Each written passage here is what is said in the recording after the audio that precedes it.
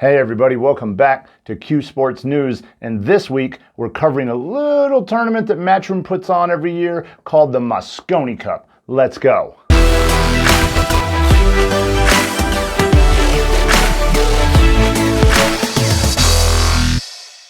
Let's get right into the teams. Team Europe on home court this year comes with Jayson Shaw. Jayson Shaw did not qualify through points, but he was a wild card pick, and he's their energy guy, a shoe-in pick every year. Matchroom loves him. Emily Fraser seems to love him, and he's been deep in the camp. He's like so many times on the Mosconi Cup now, and for very good reason, as we will see. Joshua Filler having an epic year, topping the AZ money list. He's working his way towards $300,000 or more this year. Absolutely epic. A shoe-in pick qualifying through points. Albin, another wild card pick. Mr. Solid. We'll get into that a little bit, I should say. I love Albin's game, and it's hard to keep him off the team, really. Francisco Sanchez-Ruiz, World 9-Ball Tour, world number 1. This guy's had the best last 2 years of anyone ever, maybe. So qualifying through points. David Alcaide, also qualifying through points this year, and a heck of a pick, especially when he gets to partner with FSR. On the USA side, you have all the USA stalwarts. You got Shane Van Boening, current World 8-Ball champion, qualifying through points anyway, but Shane could sit on his couch all year and come in as a wild card pick. So obviously you got Shane, but then the ghost, man. You got Fedor Gorst, the Russian turned American, playing with all American products. Let's make pool great again. This guy's, he's going off. We love him, Fedor, and he's kind of the great Russian hope on the team this year.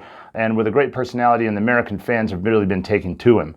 Woodward qualifying through points, having his best year on the Matchroom 9-Ball Tour ever. He made 3 semifinals, 2 of them in a row. Fantastic year. Shane Wolford, a wild card pick, young guy from Roanoke, Virginia. Very solid player, very nice guy, and a good team player. I got something to say about this pick. We'll get to that in a little bit. Styer, having his best year ever. Styer finishing in the top 64, top 32 a lot, occasionally sneaking into the top 16, but he won the Texas Open, and he got second in another big event right before that in California. Having his best year ever, in my opinion, beyond his Kremlin Cup performance in 2018. He looks like a more mature player. He's slowed down a little, more calculated, but Styer qualifying as well on points for the USA. Both teams, fantastic. I think this is the most competitive team the USA's put up in many years. All right, let's run down quickly some of the strengths of both of these teams. For Team Europe, you have Jayson Shaw, I've already mentioned, the hype man. He loves it, the crowd loves it. You have Joshua Filler, world number 1 by a mile, plays great under pressure in these conditions. Josh is going to be a factor. Albin, I've already mentioned, very solid, calming influence on the team as well, I think. You have the Spanish compadres, the brothers. You have FSR and David Alcaide, wonderful energy. They play wonderful Scotch doubles together. I think they bring the team up as far as just this positive energy level. The whole European team, you could argue, just a ton of positivity on there, and they kind of drag Albin along with them. But it's fun to see. And the professionalism of the European team, I think everyone would say. The professionalism level on the European side is just higher, despite the U.S. trying their best right now to be more like the Europeans, which is an interesting factor to see. The Europeans are more professional. On the U.S. side, you have Shane Van Boening, one of the best players of all time, best player of the last 2 decades, and the current World 8-Ball champ, as I already said, having a fantastic year. You have the ghost, Fedor, really taken in by the American fans, switching sides, all the pressure on him, and he wants to do well. And Fedor, a lot of people saying, maybe the best player in the world, if not now, soon to be. You have Woodward, having his best year ever, as I've already mentioned.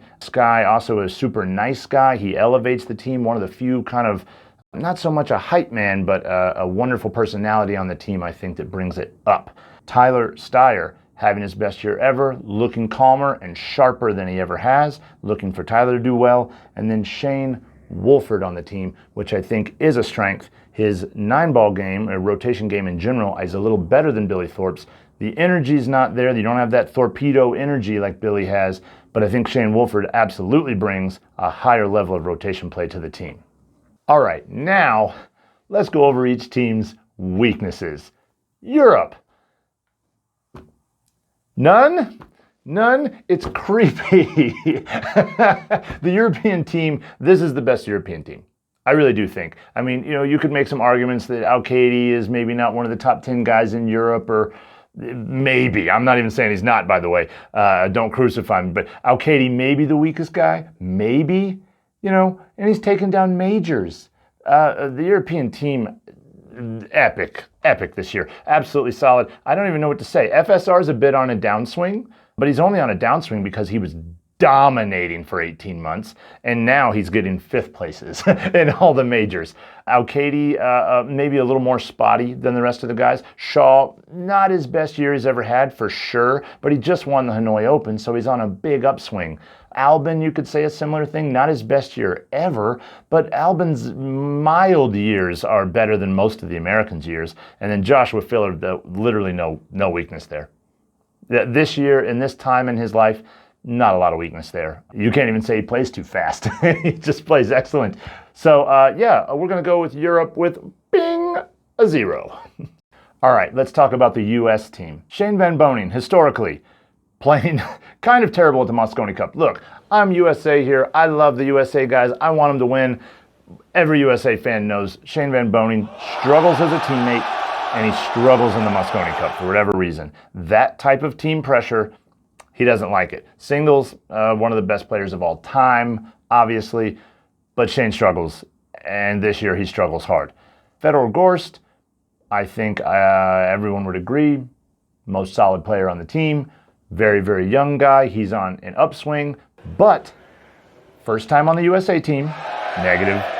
First time playing in Europe on the USA team, negative. And frankly, he looked a little shook, which is crazy. He seemed like a guy that was incapable of getting shook, but it stands, a little shook. Sky Woodward, frankly, has played amazing at the Mosconi Cup, but he has faltered in a lot of these major semifinals he's been in. He wants to win a major badly. He's not getting any younger, and he gets a little pokey on some of the big balls. And I love Sky. I want Sky to win badly.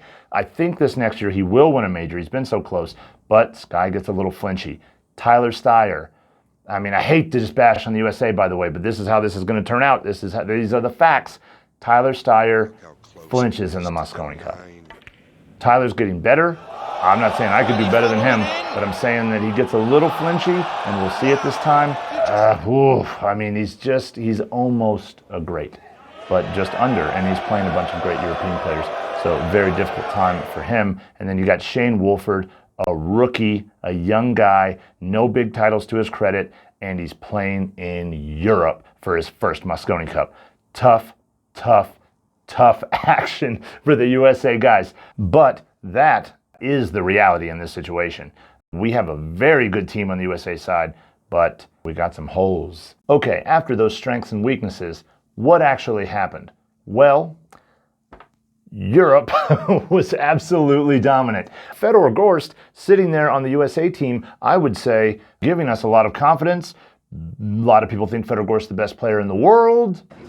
But Joshua Filler doesn't. Oh my Lord, Josh plays great. This is his best performance in a Mosconi Cup. It's his best performance maybe ever, in my opinion. And I know that's a little ambiguous. He's got a ton of great performances that look very similar to this. But Joshua Filler really came with it this year. He rarely missed a single ball. He came with a ton of tough shots from difficult positions. He never really looked nervous. A wonderful performance from Joshua Filler, and it was a career-defining moment, in my opinion, really putting a stamp this year on who the best rotation player in the world is. So hats off to Josh. It was painful to watch as an American fan, but what was more painful was watching Fedor Gorst not really play to his potential. Fedor Gorst had moments of greatness. Any given day, Fedor is the best player on the planet, I think. As far as how solid he is, amount of errors over time. You have to put Fedor in the top 5 in the world, I think, no matter how you cut it.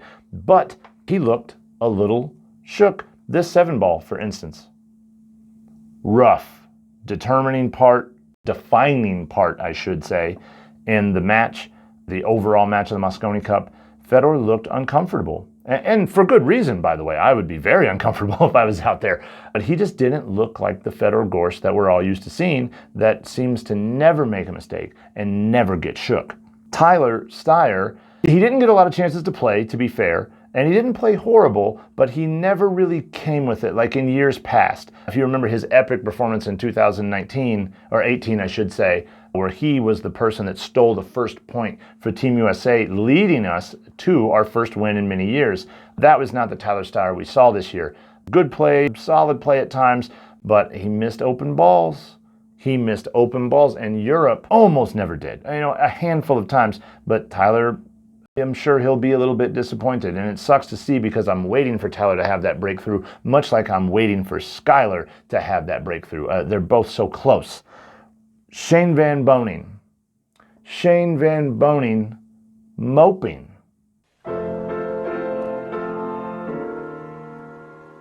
Moping, head in his hands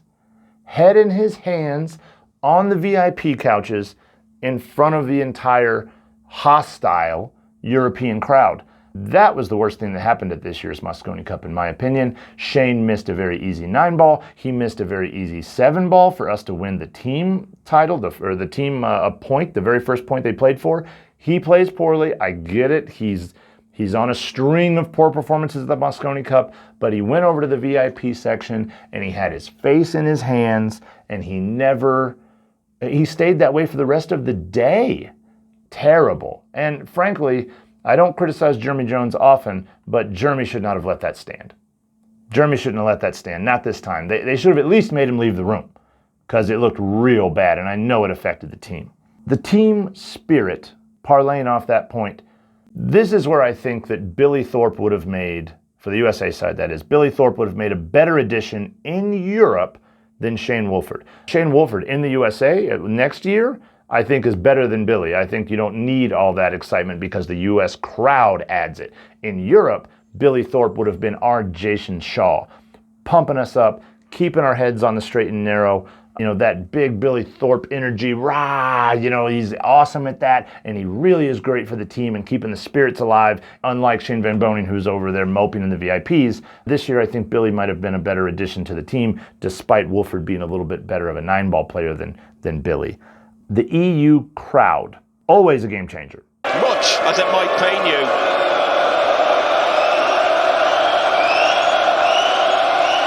Oh my.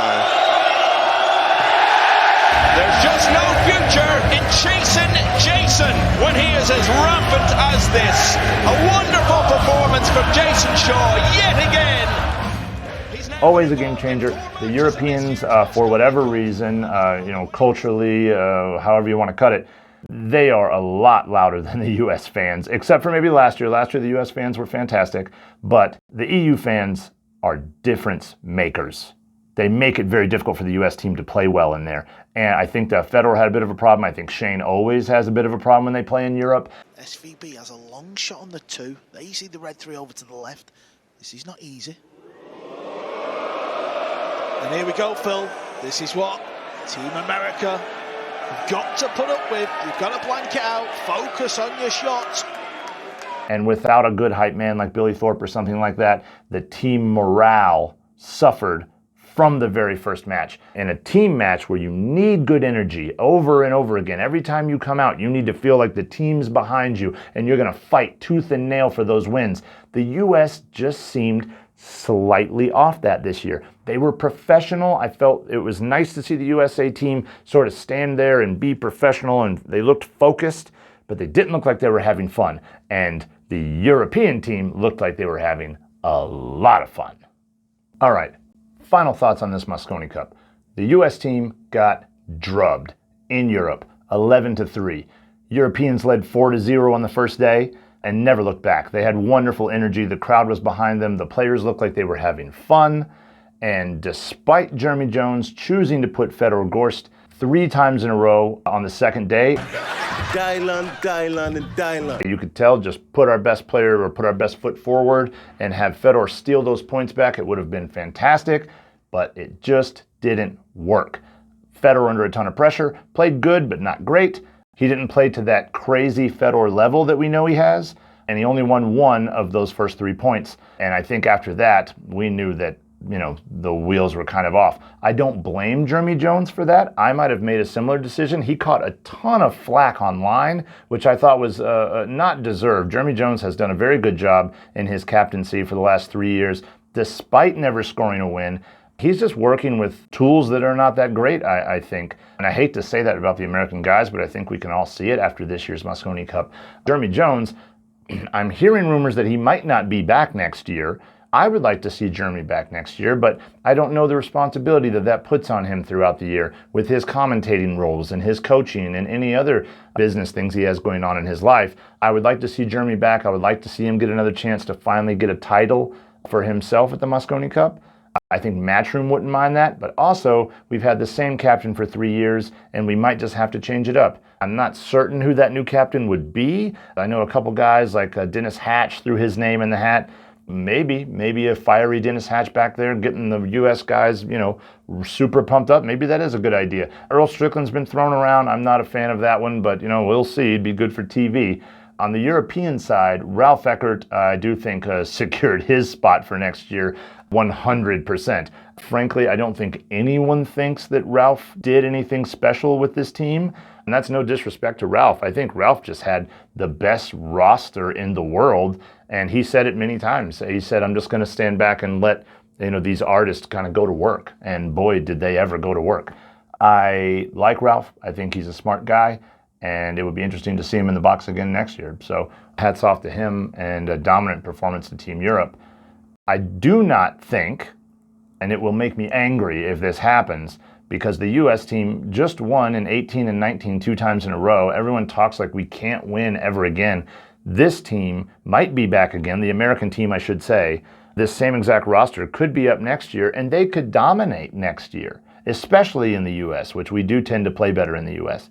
I don't think it should be taken away from the U.S. and moved to Asia, where it's an Asia versus Europe Mosconi Cup exclusively. There's been a little bit of a rumor running around the internet with that. I don't think that is the answer. I think the European-American rivalry is healthy. I think it's fantastic. The fans are going to show up every year. We sell more seats every year. We get more airtime every year. That's working well. Do we need an Efren Reyes Cup in Asia? Hell yeah, we need an Efren Reyes Cup. Let's go. It would be wonderful to do it while Efren is still alive. I would love him to be at the opening ceremonies presenting the trophies. I think that would be amazing. Matchroom, let's go.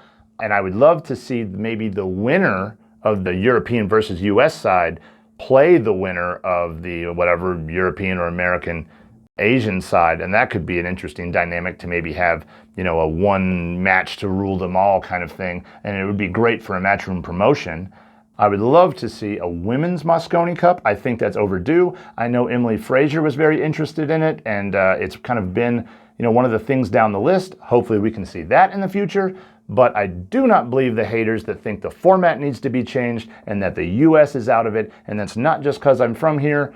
I believe the U.S. team was extremely competitive. I think Europe had a crowning year this year. They're not going to play that good every year, despite their roster, and the U.S. team has every chance to win. And sometimes you need to get beat up a little bit to be shown your lack of professionalism and to get fired up. You're going to have to become athletes on the American side. They're almost there. You're seeing it in Sky Woodward. You're seeing it in Tyler Styer. A lot of our younger players, the likes of Joey Tate and Lazaro Martinez, I think is going to be a game changer for the U.S. as he ages.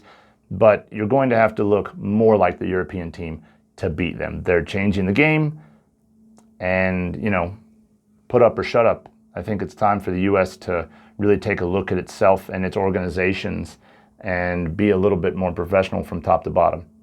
But anyhow, another great Mosconi Cup year. This event is so exciting. Even when the U.S. team was down, 7-1 or whatever, every single match is still intense. You love watching it. It's the Super Bowl of pool and the best production Matchroom puts on all year. And I can't wait for next year. And hopefully I'm giving you guys a very, very different story of an American win to keep the event as positive as it possibly can be. And just because, hell, I want to see it. So anyway, thank you guys. Please like and share the page if you don't mind. We love what we're doing here and we think it's very positive. You guys have been very positive in the comments. Please share it with your friends, share it on your pages out there, all your pool groups online. We'd love to see that, and we'll keep bringing you great stuff whenever we can get it. Really appreciate you guys. Thank you for watching.